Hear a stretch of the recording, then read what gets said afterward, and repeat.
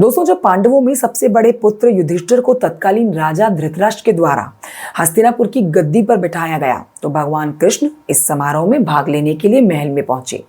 देखिए, ऐसा कहा जाता है कि राज्याभिषेक की रात भगवान कृष्ण और युधिष्ठिर हस्तिनापुर के बारे में बात कर रहे थे। तभी भगवान श्री कृष्ण ने उन्हें कुछ ऐसे राज बताए जो घर में धन संपत्ति, सुख और समृद्धि बनाए रखते हैं। देखिए, हिंदू पौराणिक कथाओं के अनुसार भगवान कृष्ण ने युधिष्ठिर को धन वृद्धि के बारे में 5 मुख्य सिद्धांत बताए थे। भगवान कृष्ण के अनुसार घर में इन चीजों की मौजूदगी से न केवल सकारात्मक ऊर्जा आती है, बल्कि घर में रहने वालों का मन और आत्मा भी शुद्ध होती है।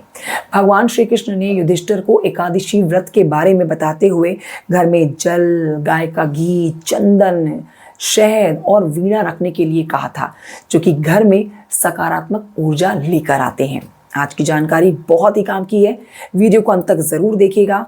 5 सिद्धांत क्या श्री कृष्ण ने युधिष्ठिर को बताए थे, जानिए। देखिए, हिंदू संस्कृति में जरूरतमंदों को जल चढ़ाना ईश्वरीय पूजा के बाद दूसरा स्थान रखता है। इसीलिए हमेशा हमें ये सिखाया जाता है कि सबसे पहले भगवान सूर्य, देवी देवताओं और घर आए मेहमान को जल चढ़ाना चाहिए। ये धन के अच्छे और निरंतर प्रवाह के लिए कहा जाता है ऐसा करना। साथ ही शौचालय क्षेत्र में भी हमेशा पानी से भरी हुई एक बाल्टी को अच्छी तरह से ढककर रखने की सलाह दी जाती है। दोस्तों, भगवान श्री कृष्ण ने युधिष्ठिर को एक लोकप्रिय कहावत याद दिलाई, जो इस प्रकार से है कि हजारों विषैले सांपों से घिरे होने के बावजूद चंदन का पेड़ कभी अपनी सुगंध नहीं खोता। इसी प्रकार से चाहे कितनी भी नकारात्मकता क्यों ना हो, घर में चंदन की उपस्थिति किसी भी बुराई को दूर करती है। तो यानी कि घर में चंदन रखना होता है बहुत जरूरी। हिंदू धर्म में गाय को सबसे पवित्र जानवर माना गया है। देखिए, इसीलिए इसके दूध से लेकर घी को बहुत पवित्र बताया गया है।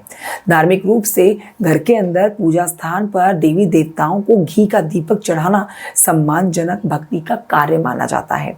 साथ ही रोजाना गौ सेवा करें और उन्हें रोटी और गुड़ जरूर खिलाएं।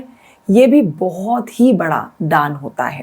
भगवान श्री कृष्ण बताते हैं कि जिस तरह से देवी सरस्वती कीचड़ से निकले हुए कमल के फूल पर विराजमान होती है और वो उससे पूरी तरह से अछूती रहती है, उसी तरह से अगर कोई व्यक्ति अपने घर में देवी सरस्वती की मूर्ति या फिर उनका वाद्य यंत्र वीणा रखता है तो उस घर में गरीबी और अनिश्चितताएं कभी नहीं आती है।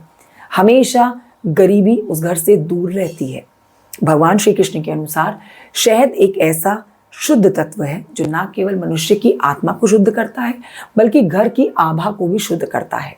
शहद में इतनी प्रबल सकारात्मक ऊर्जा होती है ना दोस्तों, जो घर में मौजूद किसी भी नकारात्मक तत्व को खत्म कर देती है। तो ये वो 5 चीज़ें या फिर आप 5 सिद्धांत कह सकते हैं जिनका पालन हमें करना चाहिए।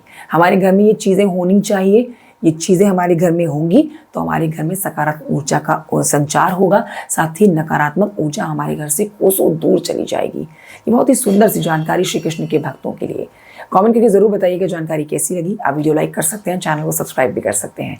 इसी तरह की रोचक जानकारी हम आप तक पहुंचाएंगे। जय श्री कृष्ण, राधे राधे।